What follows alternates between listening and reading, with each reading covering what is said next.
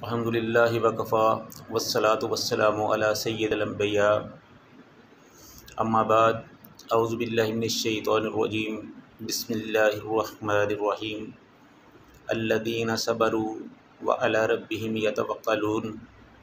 और जो लोग अपने रब के रास्ते में आने वाली तकलीफ़ों पर सब्र करते हैं और अल्लाह ताला की ज़ात पे कामिल भरोसा रखते हैं। अल्लाह ताला की हम्द व सना और रसूलुल्लाह सल्लल्लाहु अलैहि वसल्लम पर दुरूद के बाद इससे पहले हम हज़रत अली रज़ी अल्लाह ताला अन्हु के हवाले से गुफ्तगू कर चुके हैं। जंगे जमल और जंगे सफ़ीन का ज़िक्र करने के बाद आज हम जंगे नहरवान पे गुफ्तगू करेंगे। जंगे नहरवान का पस मंज़र कुछ इस तरह है कि जब हज़रत अली रज़ी अल्लाह तआला अन्हु ने सफ़ीन की जंग से फ़ारिग़ हुए तो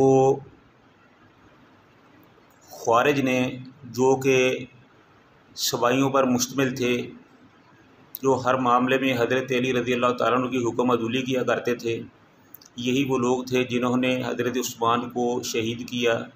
यही वो लोग थे जिन्होंने जंग जमल में ख़ुसूसी किरदार अदा किया। और इन्हीं लोगों ने जब जंग सफ़ीन में हज़रत अली और हज़रत मुआविया रज़ी अल्लाह ताला अन्हुमा का समझौता हुआ, सुलह हुई, तो इन लोगों ने इस मुआहदे को मानने से इनकार कर दिया। तो उन्होंने हज़रत अली रज़ी अल्लाह ताला अन्हु के ख़िलाफ़ साफ बगावत कर दी और ये कहना शुरू कर दिया कि अला हुक्मु इल्ला लिल्लाह, कि अल्लाह के अलावा किसी और का हुक्म नहीं है।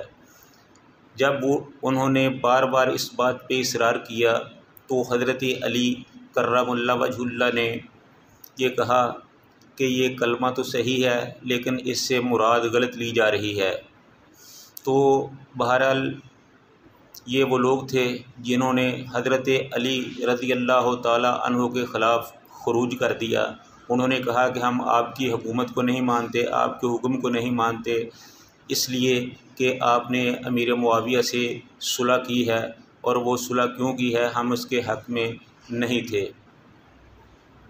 तो उनकी इस तरह की रिशावदानियाँ चल रही थी। एक वो हज़रत अली की खिलाफत को मानने से इनकारी हो गए और दूसरा उन्होंने उन इलाक़ों में जहाँ हज़रत अली रज़ी अल्लाह तआला अन्हु की हुकूमत थी वहाँ उनकी रेट को चैलेंज करना शुरू कर दिया। ये बातें हज़रत अली रज़ी अल्लाह तआला अन्हु के लिए नाकाबिल कबूल थीं। अभी ये सिलसिला चल ही रहा था कि एक और वाक़या पेश आया जिसने हज़रत अली रज़ी अल्लाह तआला अन्हु को बहुत परेशान कर दिया कि एक अल्लाह के रसूल के सहाबी थे जिनका नाम था अब्दुल्ला बिन खुबाब रज़ी अल्लाह तआला अन्हु। उन्होंने, उन ख़वारिज ने इन सहाबी को कत्ल कर दिया, शहीद कर दिया और उनकी हामला बीवी को भी शहीद कर दिया, हालांकि वो ज़चगी के माहौल में थी। तो जब हज़रत अली रज़ी अल्लाह तआला अन्हु को पता चला कि हज़रत अब्दुल्ला बिन खुबाब को शहीद कर दिया गया है और उनको शहीद करने वाले ख़वारिज हैं, तो हज़रत अली रज़ी अल्लाह तआला अन्हु ने उनसे रब्ता किया, उनसे पूछा कि तुमने कि हज़रत अब्दुल्ला बिन खुबाब को किसने शहीद किया है और उसकी बीवी को किसने कत्ल किया है। तो उन लोगों ने बजाय इसके कि अपनी इस गलत कार्रवाई पर नादम होते, शर्मिंदा होते, उन्होंने हज़रत अली रज़ी अल्लाह तआला अन्हु को साफ कहा कि ये कार्रवाई हम सब ने की है। जब हज़रत अली रज़ी अल्लाह तआला अन्हु को इन बातों का पता चला तो उन्होंने ख़वारिज की सरगोबी का फ़ैसला कर लिया।